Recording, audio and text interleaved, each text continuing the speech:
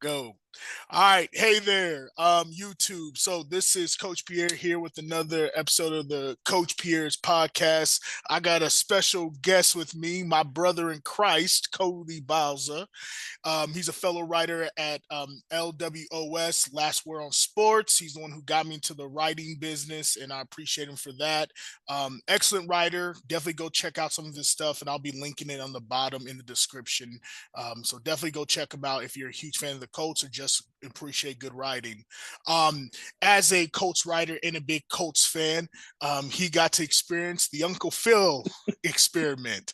And I'll let him go ahead and talk about it. Anything he saw of note, even though his boys didn't pull it off, they battled hard. It was really impressive. And but yeah, I don't want to spoil anything. I'll let him go ahead and talk. Go ahead, Mr. Colts fan for the shoe, baby.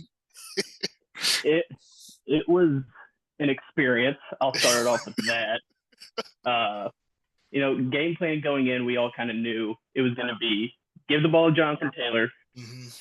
see what Phil's arm looks like. Right. Things coming out of practice on Friday said that there wasn't many balls that hit the ground when throwing. So optimism coming in, it's Ooh. high. Yes. And then you see him come out on the field, and it's not a shocker. He looks like he was 44 out there.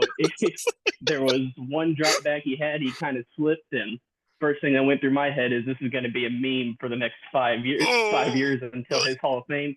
Right, But right, all in all, right. he didn't do bad. I mean, he had the pick at the end, but he had to make a play to try to win the Right. game. Screen passes. I mean, that's what. Like I said, that was the game plan coming in. It was going to be short throws within the numbers. Anybody lined up outside wasn't going to get targeted. Oh, Then you're going to okay. run the ball with Jonathan Taylor.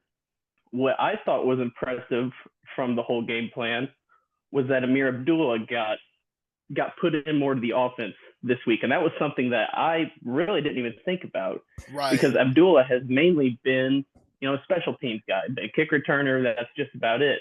But with the run heavy game, yes, Jonathan Taylor is a workhorse, but you can't have him go out there and try to run it 65 to 70 times a game if that's going to be your game plan.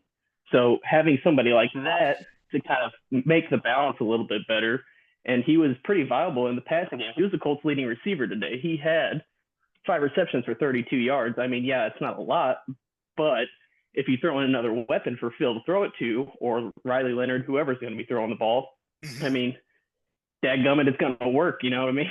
Right. Uh, So but then, defense, go ahead. no. Go ahead. Go ahead. I'll hold my question off. You're good.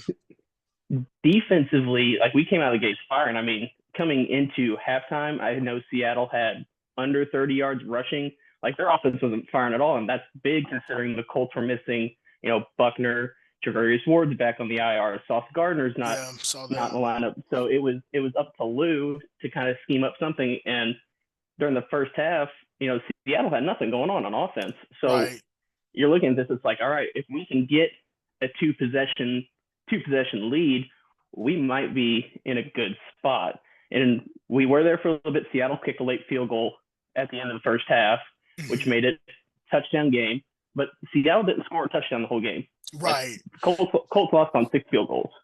And So, looking at the stats right now and kind of knowing how a defense kind of situates, the fact that you guys made that Seattle Seahawks team so pass happy was really impressive to what Lou does anyway. Like obviously yeah, seeing him play against Mahomes and Allen to where, hey, you guys are going to have to win it. But even if you do, you're going to have to make a few plays. And you guys were pressuring them through, pressuring Darnold throughout the whole game. So like, look, 8 attempts from Charbonnet and 9 attempts for Walker, and both those guys didn't get over 35 yards. Like their average yards per carry is not the worst thing ever, but it's just the fact that when they know they can't run the ball consistently, it frustrates your offense. And Coach McDonald, he's a defensive coach.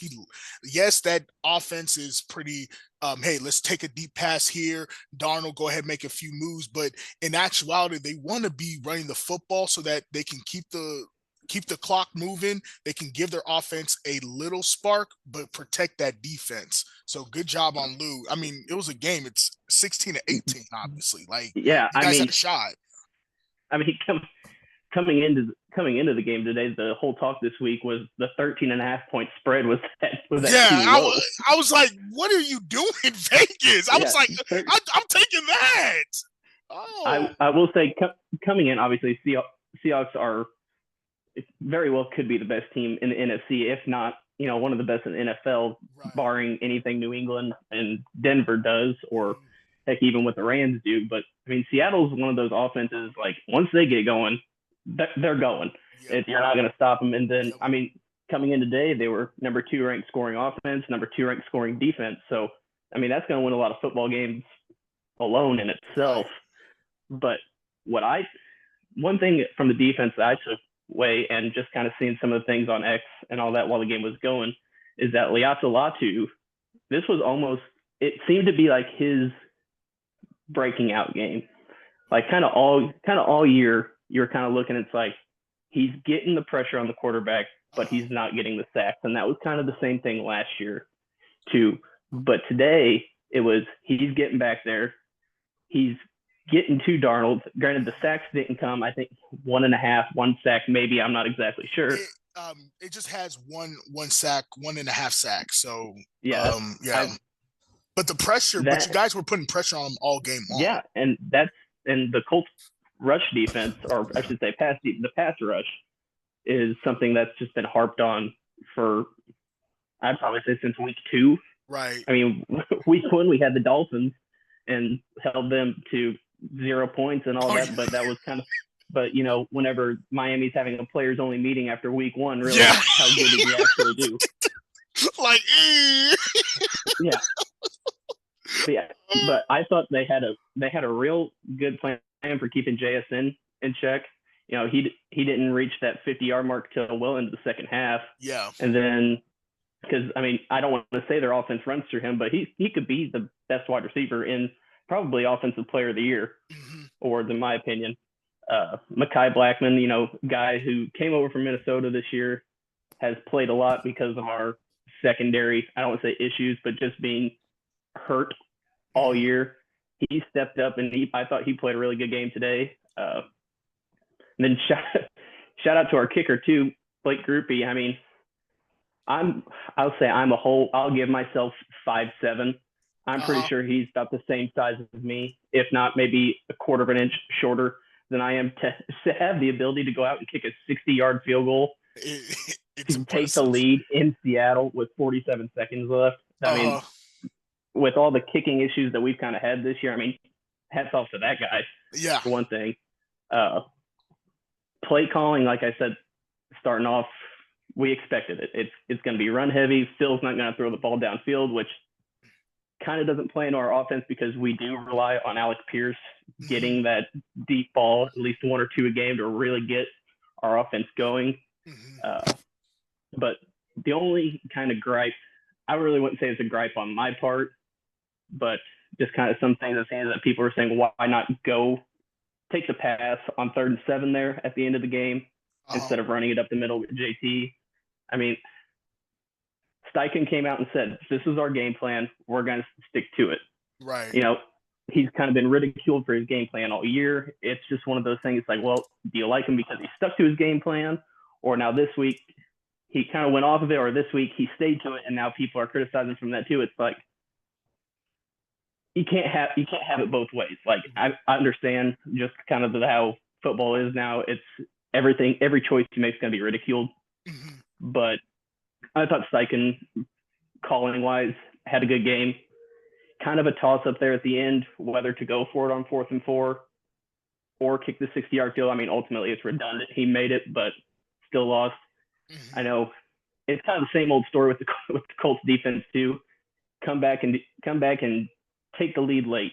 47 seconds left.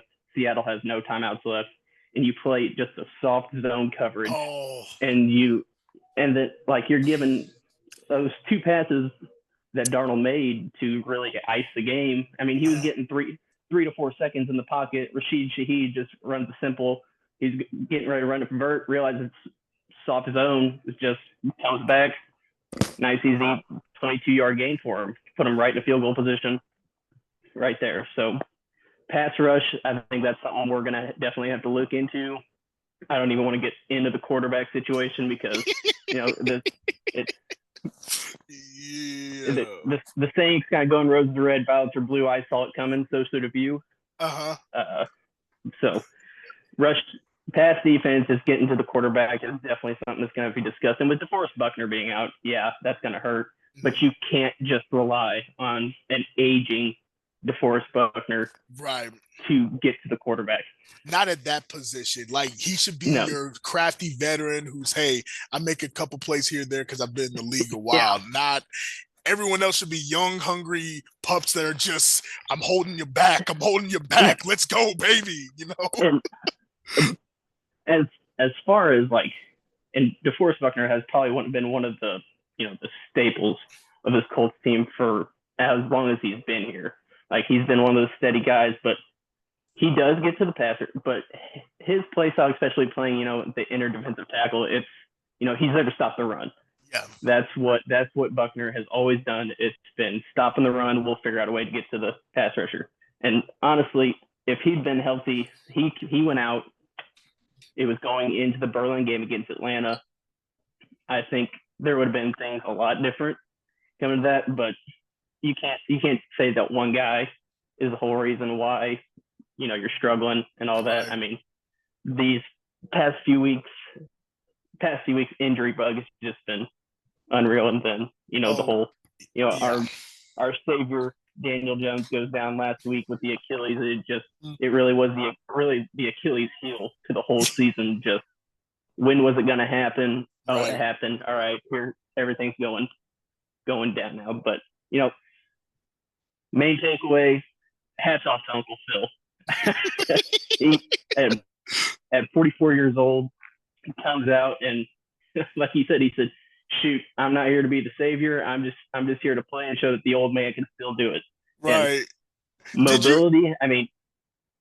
Did you see that the apparently it had come out that he didn't even have cleats? Yeah, he had his cleats in his trophy case. Yes, at his house, man. And I guess he kind of looked at me. He's like, "Well, I guess I'm going to need those to play." So, yeah, did that.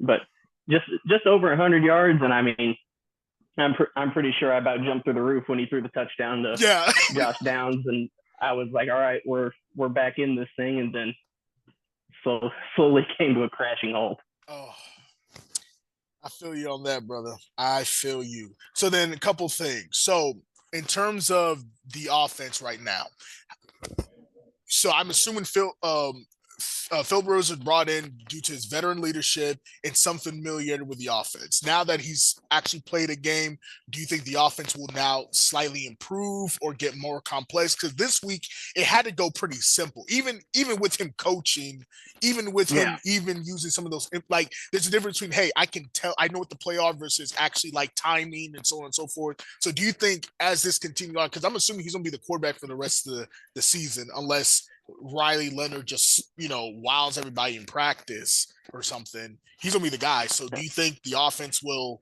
expand at all? Or I mean, take a look back whenever Flacco was brought in to Cincinnati and everybody was raving about him. Like, he came in on Tuesday, he's playing on Sunday.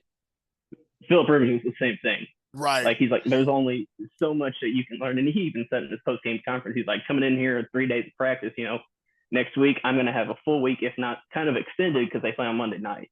Right. So it's like, I'll have those extra days of practice. I'll get to watch film and kind of see. But yeah, I think it's going to get a little more complex. I don't think it'll be too drastic changes. But like, he's coming off coaching his son's high school football team, playing catch with them. That was his throwing to the high schoolers on a team. It's like, all right, now I'm throwing to grown men again. Let's see how this does. And it was brought up on the broadcast. It's like he was putting a lot of loft on the ball today. You can see like he wasn't getting much behind it still. So it was more of where I'm going to put this on how fast it's going to get there. Right. And I think that kind of came back to bite him a little bit, because it gave Seattle secondary enough time to, get on. There was a couple throws to Pittman, a couple throws to Pierce and Warren. There was the same thing. It's like, if somebody, like, say if Jones was starting, or heck, maybe even Riley Leonard, you just get that little extra zip on the ball. They make the play, make the first down. We might be talking about a whole different story here. We might be talking about Philip Rivers on the shoulders The of his hero. teammates getting carried out of Oh, Seattle all the way back to Indianapolis. Yep. And like with Riley Leonard, I think Phil was brought in. If he was playing today, he's playing the rest of the season. Yeah. Because like if he's not reset, I know he said the Hall of Fame reset doesn't mean anything, but he's not coming off the couch for 5 years to come and be a backup. And Riley Leonard's been in the building all year. So the Colts have known what Riley Leonard is. Mm-hmm. And like I've been hearing, there's a reason Riley Leonard was a 6th-round draft pick. Yes, he had a successful college career, but does he have what it takes, to lead an NFL offense? Mm-hmm. And I really don't think Riley Leonard sitting, and not getting these reps and just kind of learning just from the short time that Phil was there, or with how Jones has been, just him learning the offense and how to run it. I don't think it's a bad thing. My opinion is Anthony Richardson should have done that 3 years ago. Hey, real quick, I want to form a public apology to you. All right. So whoever's listening to this podcast, there's a little inside deal. So during my first episode, I went on a little bit of rant about Bryce Young. Obviously, hey, Panthers guy, obviously. And I made the comment that, hey, Anthony Richardson doesn't know how to play football. Obviously, that is not a true statement. He's just bad at playing football. That's the problem. So, yeah, it's one of those you see the physical tangible of him, and it's like this is Cam. Yep, I told you when the Panthers had the #1 pick, I wouldn't have been upset if they had gotten Stroud or Anthony Richardson for that exact reason. Because the high ups, and if he figures it out, if it's not so much figuring out like how to throw the ball. It's because like he said, he's got a cannon of an arm, but if you need to learn back how to dial back the cannon a little bit. I mean, just a couple of these soft throws over the middle, just how many more yards, or just how more successful your offense can be. Just making these little, we don't need to throw a 105-mile-an-hour fastball every time. And I think a lot of it is up here. It's in his head. Mm-hmm. But like you said, if he can figure it out, the Colts won't have a quarterback controversy for the next 6 to 7 years. Oh, 1,000%. Granted, he's in the same situation as Bryce Young. Do the Colts, pick up that option or what? And I know I've talked about it in a couple articles regarding Richardson, just the Colts in general. It's, do you trust them to figure it out? And more or less, do you trust them to stay healthy? I mean, yeah, the last few times he's been hurt or, football related injuries, this time it's like, all right. I mean, more or less the dude broke his face with a band. And I don't think it's more so the band. From what I heard, it's more of like the metal hook in the locker came back and hit him.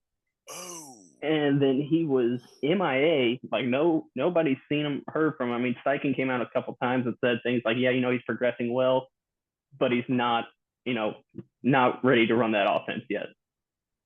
And now this week when Philip Rivers shows up, it's like, oh, now we're getting video of Anthony Richardson back in the building at practice. It's like, I don't, obviously I have no idea what's going on in the building. I mean, if you have an injury like that and have to have face surgery, you're going to take time off. Yeah. You're going to need that time off just to heal. I wasn't expecting AR to come out and save the day with an eye patch on his left eye or anything like that. But, just how the Colts season has gone so far, it wouldn't surprise me if that happened. Mm-hmm. But, if he can figure it out, like I've shown you the clip multiple times of the week 1 touchdown to Alex Pierce last year. Dude, it's literally like everything you would hope and dream that your quarterback can do. Because it's like that guy can make any throw he wants at any time. Yeah. Anytime. It's like how can you make that 67-yard throw downfield, but yet you got a 5-yard out, 5-yard in, or just a simple crossing route that you just have to dunk it. It's like, all right, I'm going to rear back and let this one fly. It's like you don't have to do that. Yep. And I think if the Matt Ryan experiment in Indianapolis, I was always wary of. Mm-hmm. And I know people have their things about how Carson Wentz was and everything, but why?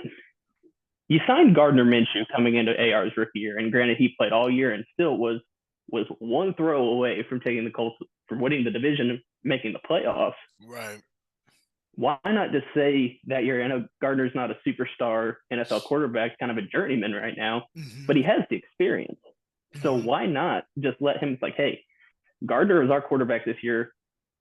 Anthony, you're going to sit behind him, learn how the pro works, learn the offense, and then next year, key is yours. I think that would have done a lot of help with him. I agree with you because he was so raw coming out of college and didn't have enough starts that sometimes he just need like almost. And again, everyone says Alex Smith, Patrick Mahomes, but Patrick Mahomes has said multiple times how much Alex Smith helped him. And it's just the fact that when you can sit back and see a pro be a pro, and even if you know that guy's, even if you feel I'm better than that guy, he will do so many things that are right in that building for you to see that you can't help but soak it in because you see, hey, that's what that guy has to do. Now I can do that plus my natural God-given ability, and I can take it to the moon. I agree with you. And another thing people always seem to forget is Steve McNair was almost very similar to Anthony Richardson coming out of college, where he came from an HBCU, didn't have a whole lot of starts, but was just an athletic freak. Sat for 3 years. Finally got his opportunity and obviously took the Titans to the Super Bowl. So Jordan Love, Aaron Rodgers, like there's so many examples of guys just sitting back, and even if they, and a lot of times it's, hey, you're a raw athletic guy. We just need you to take some time to take this game, see what it's like, run the scout team, just be a part of the offense, be a part of the game planning, and that way the pressure isn't on you. I agree with you. I agree. And I know I'm probably in the minority when I say that I wish Carson Wentz would have stuck around a couple more years. No, I think I agree with you. I agree. And I think that would have helped. It definitely would have showed him, the whole tap out thing that happened last year in Houston. Carl Wentz was never coming out of game. He was taping up with 2 broken ankles in Indianapolis. He's like, Coach, let me sling the rock. I'm going to throw it as far as I can. Look what he did in Minnesota this year. The man didn't have a shoulder. Yeah. He's like, I'm gonna sling this thing, and I'm gonna jump off of both feet. I'm gonna be laying sideways, but this ball is going 75 yards down the field. Someone's gonna catch it. Someone's gonna score a touchdown. It just might not be us. But yeah, it's like I could go on and on about the Colts quarterback thing. Starting with Andrew. Like, honestly, before Andrew, you can go back to Peyton Manning and cutting him in general, but that's a discussion for a much different time. We can have that conversation another time. Good quality content for future time. All right, let me go through the Panthers game real quick. Big thing, the Panthers just blew a golden opportunity, and I say golden because obviously we played the Saints, but also it was right there on the silver platter. No matter how this game was going to turn out, this game would have at least established true momentum coming off the bye week. The Panthers had a legitimate opportunity to do a couple things I wish they were able to do. Develop the running game a little bit more, trust Bryce Young with those deep throws, and give that defense a little bit better understanding. In the defense, I didn't hate the defensive scheme. But the Panthers have been so reliant on turnovers as of late that we could not get off the field because we kept running zone. And it's very similar to what your defense did today, where, hey, at the end of the game, instead of sitting back, they blitzed, and I'm over here going, why are we blitzing right here? They're on the 8-yard line. Like, I was like, we're running deep zone with a blitz. If he catches a screen pass, the linemen have perfect opportunity to go pick up either a linebacker or a safety, and that's exactly what happened. Takes them all the way down to like the 24. They take another big shot, and again, now it was another blitz with a zone, and then the receiver finds the open cushion, and I'm like, so why did we blitz? Why? Yeah. And again, I can't be mad. I can't be mad at Ransom for hitting Chuck. I mean, I think it's stupid, and you've got to be smarter than that. But Again, great play call by Kellen Moore. He made an excellent play call. Hey, they have nobody in the middle of the field. I'm gonna go ahead and run a quarterback draw. Does Throw it? it there. He throw, you know what I mean? He ran up the gut, got 5 hits. All of a sudden, an extra 15. Now you're in the 29-yard line, going to kick an easy field goal. And Smith, I almost called the man Smythe because he has a Y in the middle of his name. He kicked it so well. I was like, oh man, there was no shot for us to block that at all. None. But but I but I'm and again I got to remind myself where this defense is still very young. Our leaders are Derek Brown and J.C. Horn. Derek Brown had a crucial penalty that hurt us, and then J.C. Horn gave up the easy score on Olave on a quick out. So Horn is sitting on his heels. He does not move his feet. Olave makes the cut. Horn dives, misses. It's an easy touchdown, and I'm like, it's your feet. Horn, it's your feet. I'm sure your DB coach is telling you that exact same thing. But again, the other thing was it was just the same old story of just inconsistency. The offense did not run the football very well, which I was shocked. I was like, yeah, I'm seeing right now that Bryce Young was the leading rusher with 49 yards. Yes. Yes. And I'm like, you're telling me you have a whole week to just like the Panthers are a running football team. I was like, we either need to come up with more options to run. And again, I was glad that Bryce Young was running the football because that's an element in this game that they will need coming up, especially against Tampa Bay, because those pass rushes are pretty dangerous. So if he can step into the pocket and make a guy miss, mainly their linebackers, now he's going to get easy first downs, which is exactly what was happening. Now the issue was there was no consistency running the football with our actual backs, and Rico Dow scored, and Chuba Hubbard made a couple big old first downs, but that was all in the passing game. And and at the end of the day, it's not that I don't want Bryce Young to throw the football. I just know the way for this team to win is going to be ground and pound, trust the big uglies up front, and allow Bryce Young to take a couple deep shots to keep the safeties and DBs honest. We do that, the offense is going to look a lot more efficient. And Chase Young got a sack, but he's not a pass rusher. He's a run stopper. He's just very athletic. Like and same with Cam Jordan. Cam Jordan's not the pass rusher that he was years ago. He's a pretty good run stopper, and I knew it was going to be difficult. That's why I'm so surprised that they didn't come with any new wrinkles against the Saints and against a game that they needed to win. Like if they win this game, now all you have to do is beat Tampa Bay one time. And you're the division winner. With the Seahawks team, who if you get in the playoffs, that's probably who you're playing. So yeah, and you're going to Seattle. And you're going to Seattle. So at least I'm thinking, okay, you're going to go vanilla. Now the Panthers have put themselves in a position to where they have to beat Tampa Bay twice.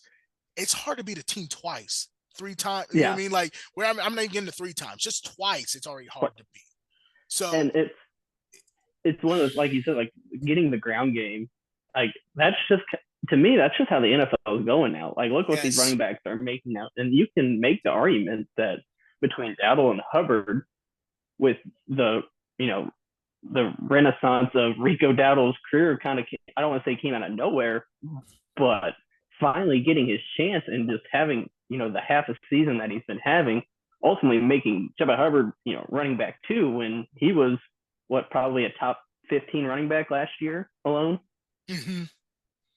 That can be, if I got one guy that's doing this and I got a former, top 15 running back, let's use these guys and then see what happens after that. Right. There's a couple things that I wish Bryce Young played a little better, but he wasn't the problem this game. He's made it, obviously running to get a couple first downs. He finished with 15 out of 24, and yes, it was under 200 yards passing, but his passing rate was pretty well, and he threw the big touchdown to Coker. So I still want him to develop, obviously, a little bit more.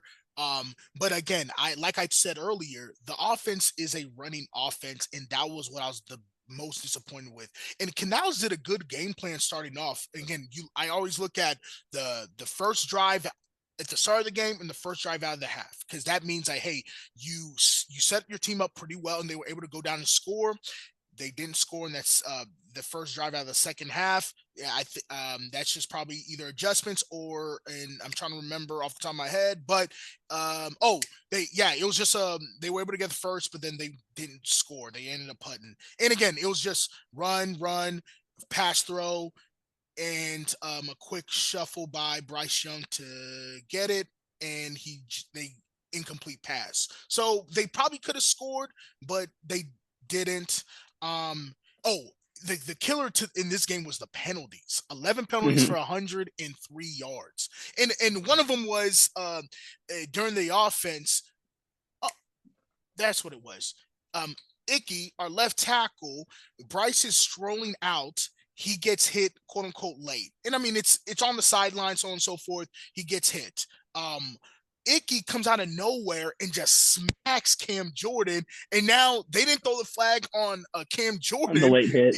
And it becomes now you put ourselves back and we're like, guys, if we go down and score, we're up by 2 scores in the second half. That's what happened at the start of that second half. That's why I couldn't remember, because I just wrote it down. I was like, oh my gosh. There was another special teams one where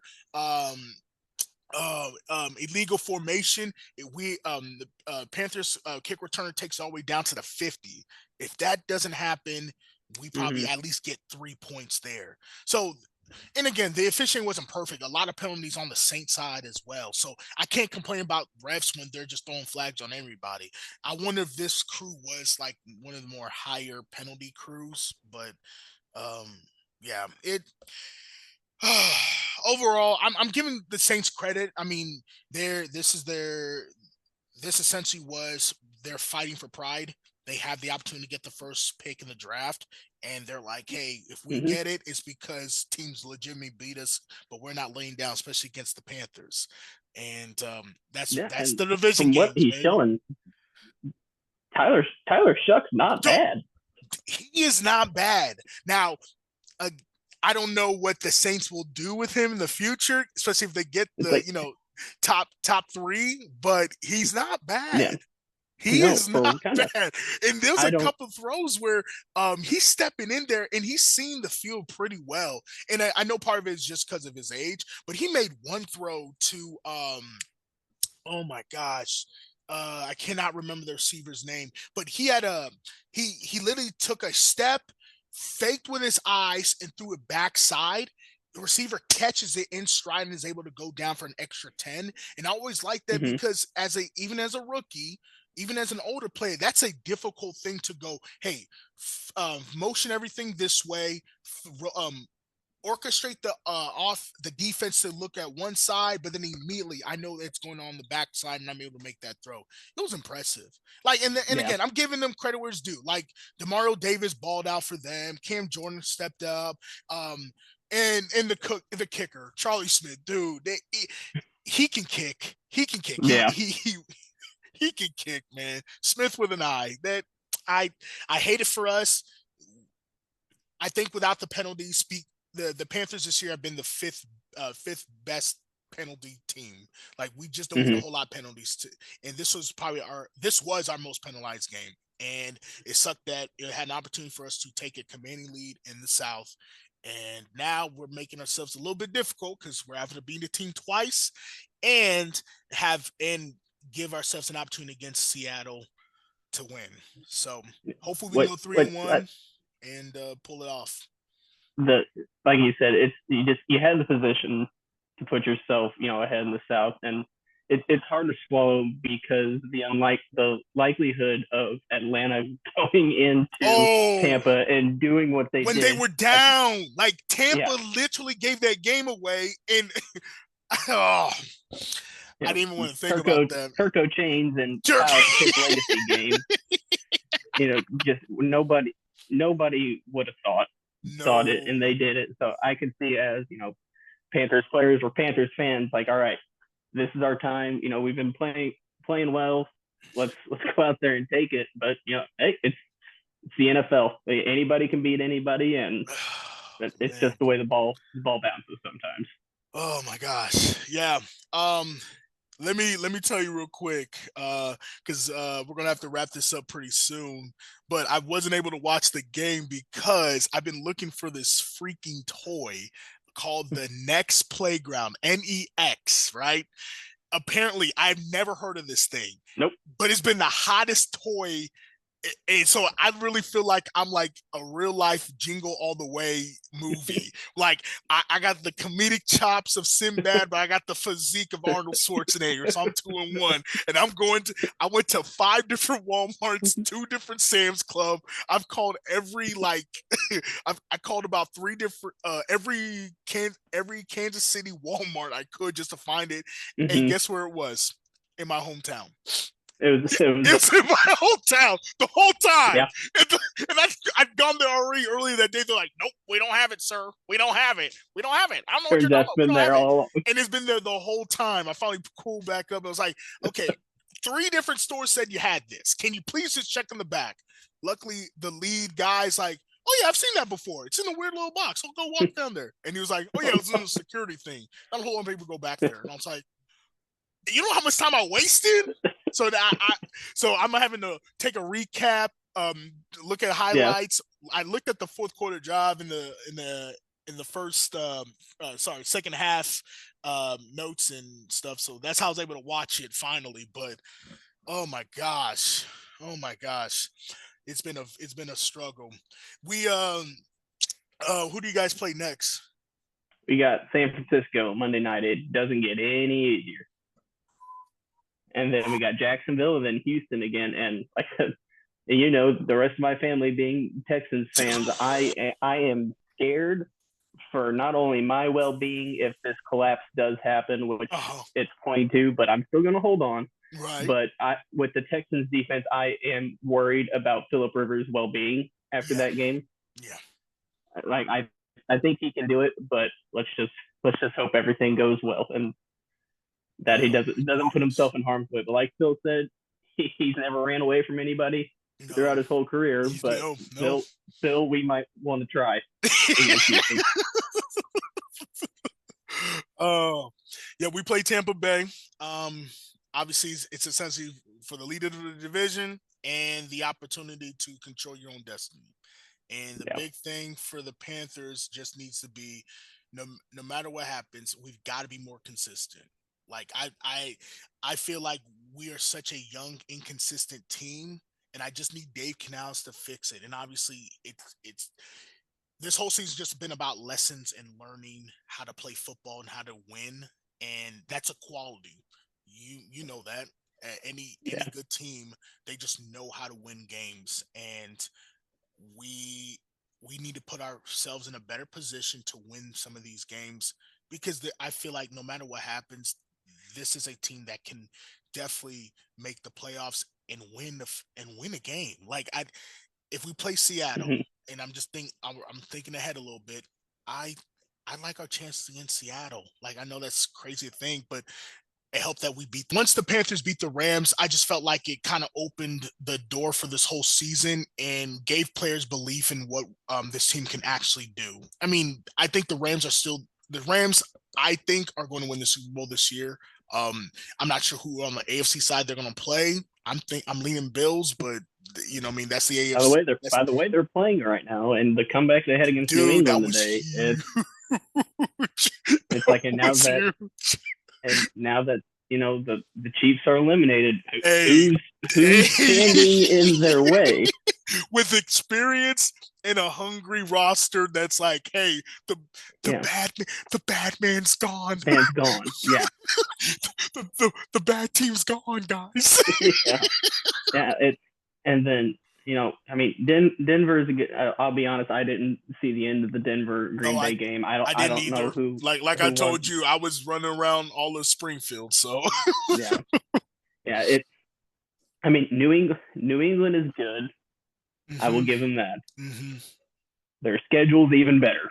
if you want to take a look at that, and I'm sure I've mentioned that to a few Patriots friends of mine, and I've gotten hate from that. and they're like, you play who Hey, you play. somebody's And I was got to like, tell the truth, so you might as well tell yeah, it. they say you play who you play. And I kind of want to go back and like, hang on, when I was calling, the Colts were Super Bowl contenders after week 8, and you guys were all about, hey, let me look at their schedule. They haven't played anybody.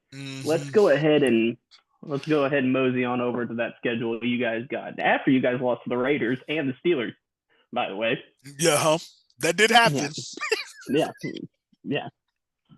So like I said, NFL, you play. Anybody can beat anyone. I mean, heck, even Tennessee's got 2 wins this year, and so does the Raiders, and they're in the bottom half. So Right. it's unpredictable, especially around this time of year.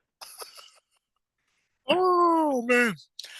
Yeah, I think the Rams are my Super Bowl pick right now, and I think just the Panthers being the Rams, it just gave them some confidence and some momentum, especially to that bye week. And I hate the fact that they squandered it. So hopefully they can put up a better fight against Tampa Bay, and they still, again, everything's still laid out for them. It's not like the season's over. They still have an opportunity to pull it off and win. So obviously gonna be rooting for these guys and still gonna be writing up a couple things, keys to the game. Some things I've noticed. Probably put some of this conversation out there in the articles this week as well. So, what about you? What do you think you're going to write about this week? Yeah, the one I'm working on right now, I started it just before we hopped on here. Is like, even despite the loss, you got to hand it to Phil going out there and just doing it. Yeah. He's tearing up in his post game interview, talking like about his high school team and his kids. It's like, just how cool it is. Just that he's like, hey, coach didn't care. He went out there and he did it. It's like, despite the loss, and that's what he makes as the big picture. Like, we lost the game, but it's like, I don't want to say the term moral victory, because this loss really puts you in a tough spot. But just being able to see him go out there and not play bad at all. Like, we knew it was either going to be really good or really bad. Nobody was kind of leaning in between that in between, and I'd say it fell into that in between category of the performance. But yeah, I'll be finishing that up about him, and then probably some more draft pieces, and just trying to look back and see where everything kind of went wrong, because we were in a 99% chance to win the division 3 weeks ago, and now it's like, hey, 8-9. You got your wish, Chris Ballard. Oh, all right. Well, I can't wait to read some of them this week. Definitely share them on X. So once again, we're going to wrap this up. Hope you enjoyed the podcast. Definitely check out Cody Bauza. This dude's a killer writer. Check out stuff. I'll be linking it in the bottom. Can't wait to talk to you next week, brother. Yeah. All right, man. Deuces. See ya.